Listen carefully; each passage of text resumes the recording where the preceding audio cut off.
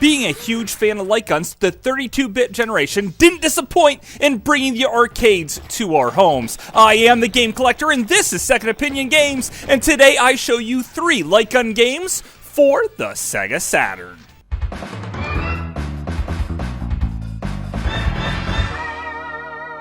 Second Opinion Games. So before we start looking too much at the games, let's look at the light guns themselves. This one is the Cobra, and it feels pretty comfortable. It has different speeds of auto fire, rapid fire, and auto reload, with a start button on one side and a special button on the other. And this lights up red as you shoot. It feels pretty comfortable in the hand and is relatively lightweight, and can also be used for the PlayStation 1. However, I find it to be pretty inaccurate quite often, so I don't actually use that one very much at all. Instead, I use Sega's Stunner, which is bright orange, even lighter in weight, very simplistic with just a start button on one side, and is extremely accurate. So for all of these games, this is the one I'm going to use, even though there's no rapid fire and there's no auto reload. Okay, thanks, bye. Right from the start, the Saturn was in deep trouble. The systems were not selling very well, so Sega put together a strategy to put many games into the hands of gamers right off the start to boost sales. Well, it didn't work, but it did give me Virtua Fighter 2, Virtua Cop, and Daytona USA right up front, along with some coupons to pick up some other games, so I was more than happy to oblige in this, and I was very much excited for Virtua Cop, which in the arcades was terrific, and this felt like a very true arcade port. Now, it did add a couple of other features, like the ability to use this shooting range, which is really quite fun. However, after a while of playing, you suddenly grow bored of it and quickly want to jump into the main game, which is only 3 levels long, and each of them are only about 10 minutes long, ensuring that they don't outstay their welcome. Now, make sure you zero in the sights on your stunner before you start playing, otherwise you're probably going to have a bad time thinking that this is a very inaccurate weapon. But once you zero in the sights, you'll find that it is actually one of the best light guns ever made. Now, there are different parts in the environment that you can blow apart with your light gun, like certain barrels that explode to do tons of damage, or crates that have upgraded weapons inside, like a rifle or a magnum, or a semi-automatic, or a machine gun for mowing down your foes.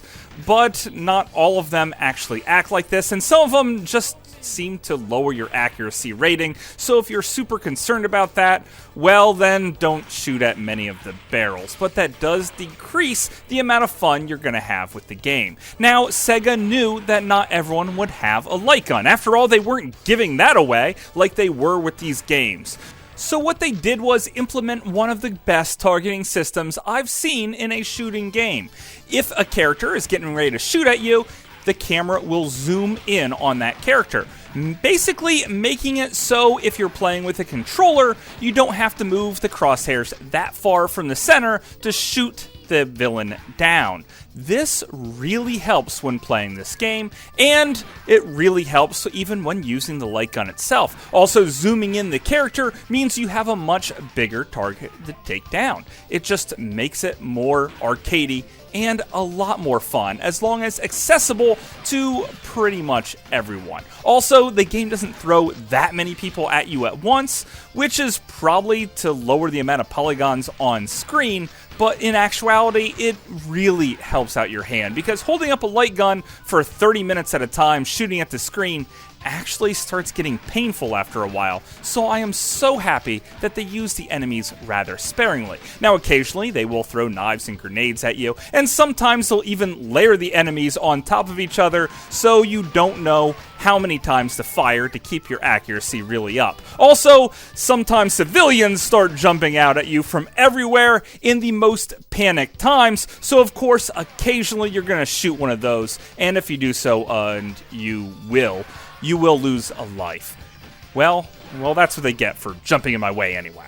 Now, some people might laugh at the graphics here, but honestly, I love them. I love this blocky style, and it really doesn't seem to bring the game down too much. The sound effects in general are all pretty good as well. Your gun sounds extremely satisfying. However, the music sounds like something from an adult video in the late 70s and early 80s, which normally I like in that context, but in this context, it just doesn't sound right at all, and it is a little ridiculous. I would have much rather had a little bit of that 90s rock and roll. As for the voice acting, well, it is amongst the best in any of Sega game consoles ever of all times. Just listen, because it doesn't get much better than this. But now, you'll regret being in the wrong place at the wrong time. This chopper is all I need. I'm through with you two. Now you meet your maker. Pretty bold, aren't we? I'll take care of you myself. So if you have a friend, this is 1-2 player. And if you really like arcade light gun shooters, well, this one will not disappoint. You can beat the whole thing in about a half hour, and it feels really good. Your hand won't cramp up too much, and you probably won't hate yourself after you get done playing it because it didn't cost that much to begin with. I cannot recommend this one enough. But if you wanted a Sega Saturn game that was made specifically for the console and not just a ripoff of an arcade game, well, then you have to go with Scud the Disposable Assassin is a little more unique. It has a terrific sense of humor that is actually laugh out loud funny. The animated cutscenes are bad, but in the best possible way. Now, you can play this game specifically just with one light gun. However, in these scenes, it's really tough. Your health is always going down because things are always shooting you and you're always getting hit. And there are so many enemies on screen at once, you're just gonna get destroyed. Not to mention your hand's gonna hurt really, really fast from pulling the trigger as fast as you possibly can to kill these.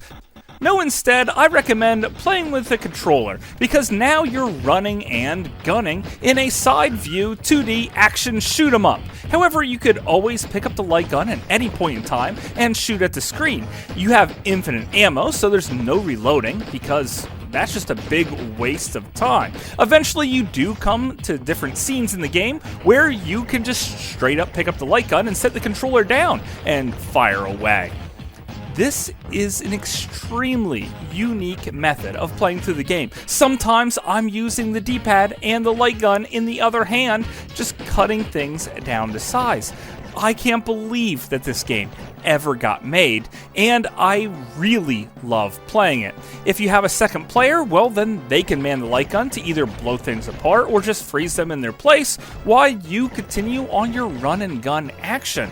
Scud Disposable Assassin is really cheap and super inventive. However, the controls aren't really the best. Scud doesn't really move how you think he would, and things just aren't quite right. But you know what? You get what you pay for. This is a budget game, and it's actually a lot more fun than the money you'll put into it.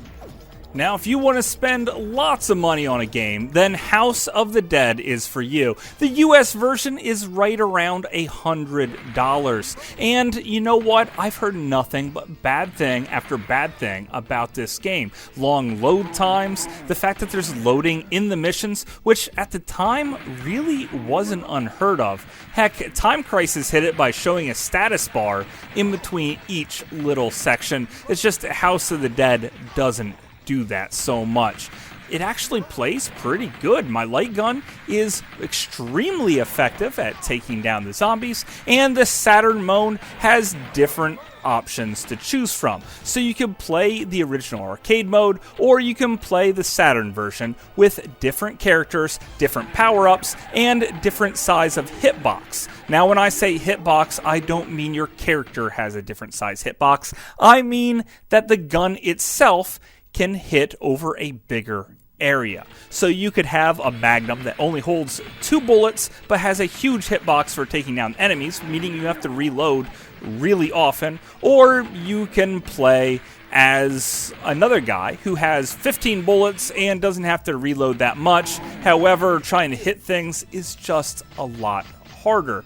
There's also a lot of branching paths as you play through the game. There's scientists scattered around every single level, and sometimes you'll save them and get some extra health, or other times they'll open up different areas of the board. Sometimes you'll just come across the switch where you can choose to go down or to the side, and other areas, sometimes you just have to shoot to make your own opening to then take that path.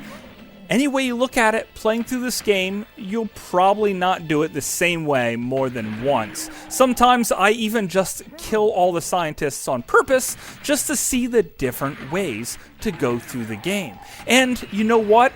The Japanese version is only around $20 and is entirely in English, so pick that one up instead. A lot of people that really tear this game apart, I think, do so because they're spending a lot of money for the US version, and it's just not worth it to them. I haven't had any real problems with the Japanese version, and I'm having a great time with it, probably because I really didn't spend that much money on it. As long as you have a action replay, well, then you can play Japanese imports, and you probably should have one of those already if you have a Sega Saturn.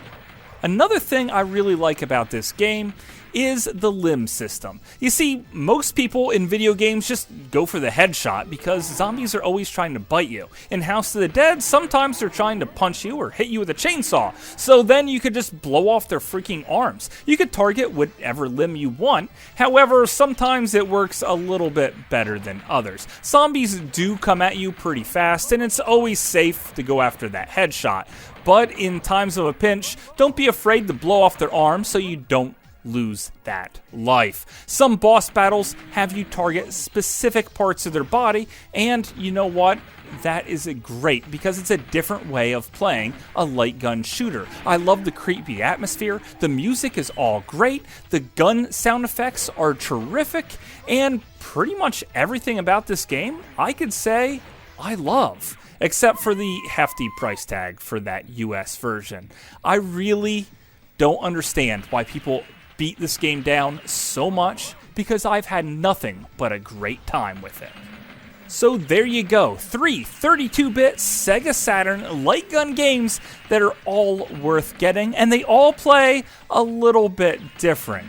And I honestly can't recommend them enough. But that's just my opinion. Thanks for watching.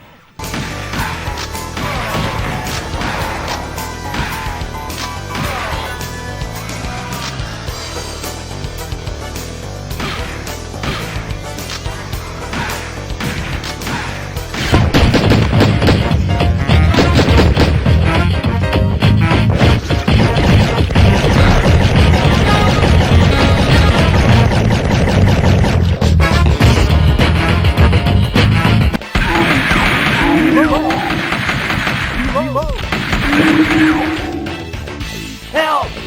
Help! No! Reload! Thank you. So I want to know out there, what is your favorite light gun game? Even if it's not on the Sega Saturn. There are quite a few to choose from on the good old PlayStation 1. The Xbox, the original one, has a few as well. But the Dreamcast is a glorious gaming machine with some terrific light gun games. Maybe we'll go over some of those in the near future, so please leave me a comment telling me all about your favorite games and hidden gems, and until later, I'll see you again, guys.